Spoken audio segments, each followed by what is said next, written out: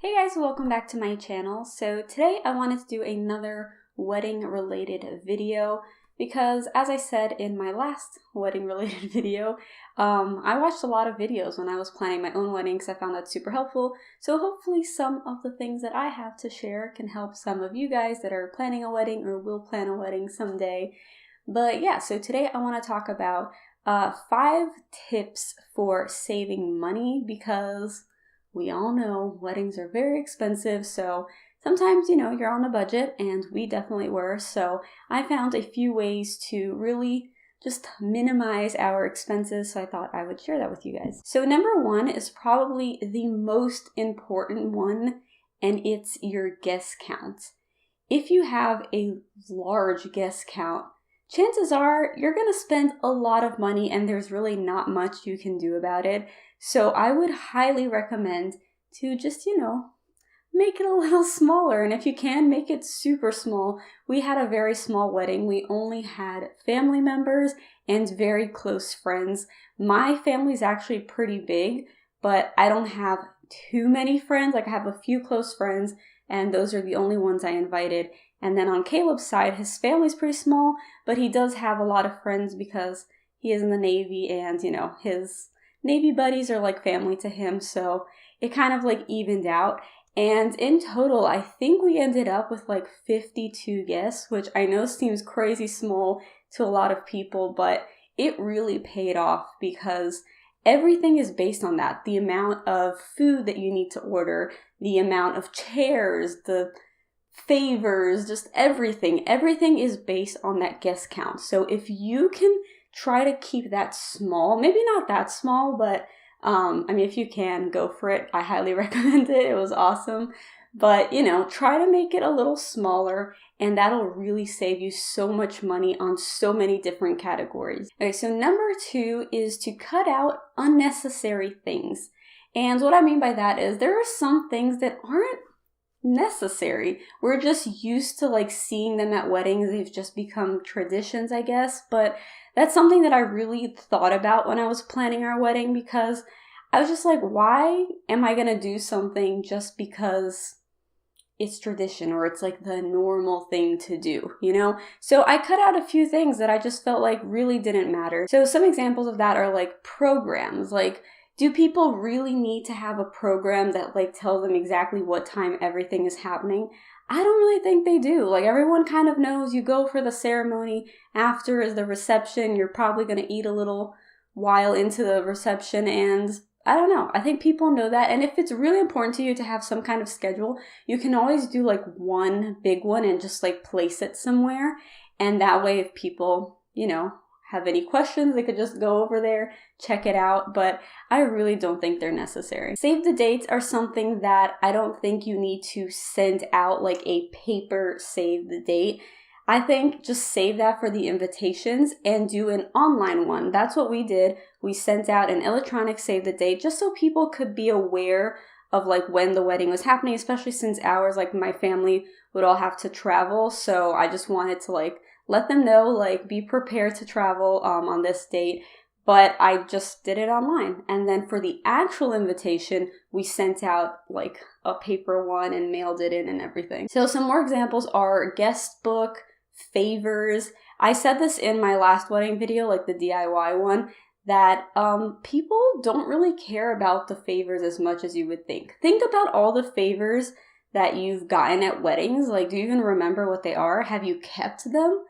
A lot of the times you don't. So as I mentioned in that video, I did end up doing it just because I found something that had like 2 purposes, I guess. We used our place card holder as a place card holder and then as something that people could bring home, like to keep their little Polaroid that they took at the wedding. So if you find something like that where it could serve more than one function, then I feel like that's a really good idea.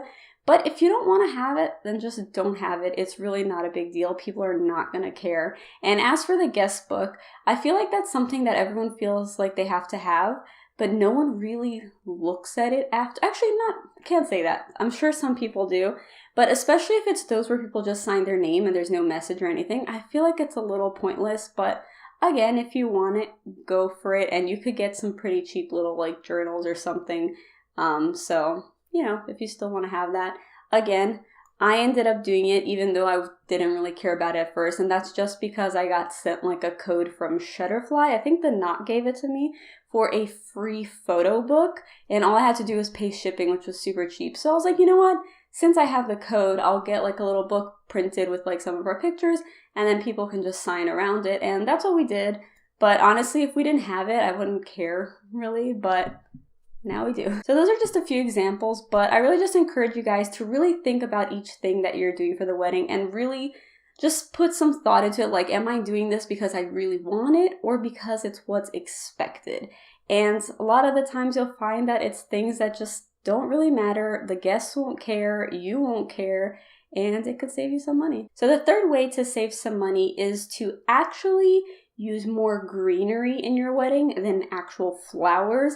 This is something that like amazed me, like how much I was able to save. When I talked to some florists at first, like I was just a little shocked by how expensive flowers are. And that really like threw me off. For a while, I didn't even think I was gonna like have anyone do our flowers. I thought like maybe I'll just, with my sisters, I'll figure something out.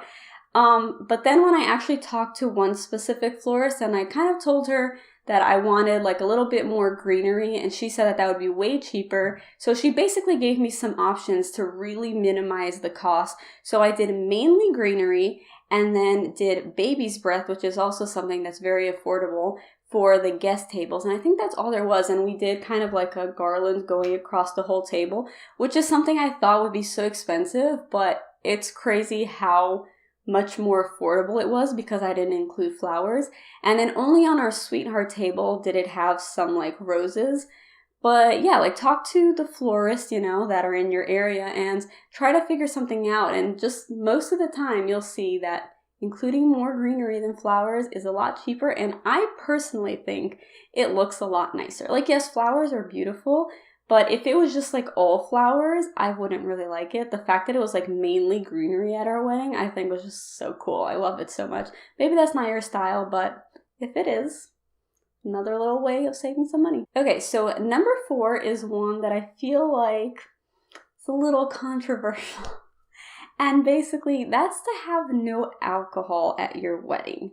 So we actually didn't have any at ours, and for more reasons than just, to save money. I just also felt like I didn't want people getting drunk and getting a little crazy, at our wedding. I wanted everything to just be under control. And yeah, we didn't have alcohol, but that saved us so much because alcohol is expensive. And like I said, the more people you have, the more you're going to have to get. And yeah, then you have to like pay for like a bartender and just, it's a lot. I think they have to get like a license. Sometimes they make you pay for it. I don't know. A lot goes into it. And I'm just so happy we didn't have to deal with that. We just had like sodas and we had water with like different things like lemon and whatever. And we had, I think, iced tea and lemonade and just, it was really nice. You had still a lot of variety. And I don't think you need to drink to have fun. I feel like a lot of people feel that way. I don't. I rarely drink. So, I don't know, that was a personal decision of ours, obviously, and that's up to you. But just know that alcohol is very expensive and it will save you so much money if you decide not to have it. Plus, if people really want to, they could drink before, drink after. I mean, once you leave, you usually leave the wedding a little earlier than everyone else anyway. They can head off somewhere else, have an after party, I don't know, go drink if they really want to. But yeah, and also another bonus is that, you don't have to worry about anyone getting a little crazy. All right, so the 5th and final tip is kind of a expected one, I guess, and it's to DIY. I made a video super recently about all the things that I DIY'd and also thrifted for our wedding, and it just really is a great way to save money depending on what it is.